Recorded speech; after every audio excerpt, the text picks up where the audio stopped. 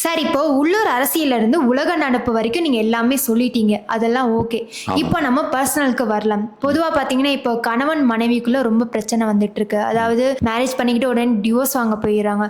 So இத பத்தி என்ன சொல்ல வரீங்க? இதுக்கு ஏதாச்சும் தீர்வு இருக்கா? முஜோ சார். கண்டிப்பா இருக்குமா. ஜோதிடத்துல இதுக்கெல்லாம் தீர்வு கண்டிப்பா இருக்குமா. என்கிட்ட வர்ற 90, 95% விழுக்காடு கிளைண்ட்ஸ் வந்து பாத்தீங்கன்னா இந்த மாதிரி பிரச்சனையில தான் வர்றாங்க. கணவன் மனைவி பிரச்சனை, ஈகோ பிரச்சனை, அவங்களுக்குள்ள வந்து ஒரு சரியான புரிதல் இல்லாம, ஏன்னா 2 பேரும் வேலைக்கு போறாங்கன்றதுனால சரியான புரிதல் இல்லாம பிரச்சனைகள் வர்றதை நம்ம கண்கூடா பார்க்க முடியுது. சரிங்களா. இன்னைக்கு சூழ்நிலைக்கு ஆணும் பெண்ணும் சமம் அப்படிங்கிற நிலை இருந்தால் கூட இன்னைக்கு 2 பேருமே ரொம்ப பாதிக்கப்படுறாங்க.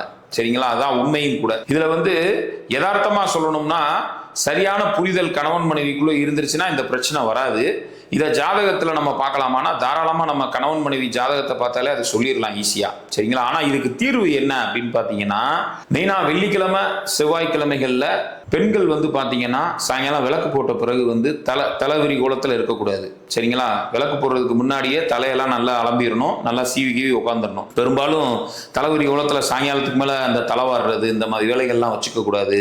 அதே போல வந்து பாத்தீங்கன்னா வீட்டுல வந்து பெரும்பாலும் ஒற்றை இருக்கக்கூடாது, சுத்தமா இருக்கணும் வீடு. சரிங்களா.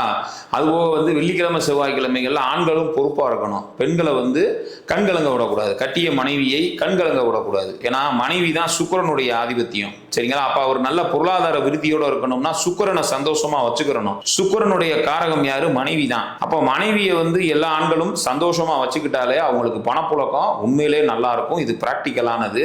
வெள்ளிக்கிழமை இரவு ஒரு 8 to 9, வெள்ளிக்கிழமை இரவு 8 to 9 சுக்கிர ஹோரையில பெருமாள் ஆலயத்தில் இருக்கும் தனித்த மகாலட்சுமியை கணவனும் மனைவியும் சென்று மல்லிகைப்பூ மாலையிட்டு தேங்காய் பழம் வெத்தலைப்பாக்கு வச்சு காணிக்கை ஒரு 21 ரூபாய், 11 ரூபாய், 101 ரூபான்னு அவங்க வசதிக்கு ஏற்ப காணிக்கை வச்சு ஒரு நெய் விளக்கு ஏற்றி கல்கண்டெல்லாம் வச்சு நல்லா தரிசனம் பண்ணிட்டு வர்றது காலச்சிறப்பு.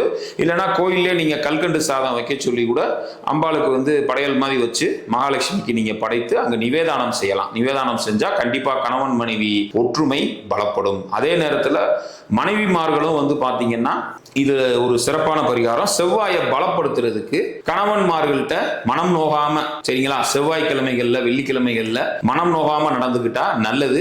அவங்க வந்து வழிபட வேண்டியது, அந்த செவ்வாயை வந்து பலப்படுத்துறதுக்கு அவங்க வழிபட வேண்டியது வந்து முருகப்பெருமான வழிபடுறது காலச்சிறப்பு. செவ்வாய்க்கிழமை இரவு 8 to 9 செவ்வாய் ஹோரையில வந்து முருகனை, சரிங்களா, அறுவடை வீடு கொண்ட அந்த முருகப்பெருமானை விடாம கணவனோட போய் அந்த முருகனை வந்து விடாம கல்கண்டு, ஒரு தேங்காய் பழம், மாலை, அப்புறம் அந்த எலுமிச்சம்பழம், அந்த சூலாயுதத்தில் எலுமிச்சம்பழம்லாம் குத்தி நல்லா வழிபாடு, வேலில் எலுமிச்சம்பழம்லாம் குத்தி ஒரு பாலாபிஷேகம் பண்ணி ஒரு விளக்கு போட்டு ஒரு வழிபாடு செய்து வருவது காலச்சிறப்பு. இதை எல்லாமே பரிகாரம். 2 பேருமே புரிதலோடு இருந்துக்கிறது நல்லது. ஒருவரை ஒருவர் விட்டு கொடுத்து செல்வது மிகச்சிறப்பு. ஒருத்தருக்கு ஒருத்தர் வந்து பெரிய ஆளு அப்படிங்கிற ஒரு நிலையை வந்து இங்க கொண்டு வராம இருந்துட்டாலே போதுமானது. 2 பேர்த்துக்கும் நல்ல புரிதல் இருந்துட்டாலே போதும். இதுக்கு மிக முக்கியமா ஜாதகம் பார்க்கும்போது அந்த பொருத்தம் பார்க்குறோம் பார்த்தீங்களா, அதுலதான் ரொம்ப முக்கியமா ஜோதிடர்களுடைய அந்த திறமையே இருக்கு. சரிங்களா. அப்ப அந்த பொருத்தம் பார்க்கும்போது மிக கவனமாக பொருத்தம் பார்த்து திருமணம் செய்வது காலச்சிறப்பு. சரிங்களா. நல்லது. நன்றி.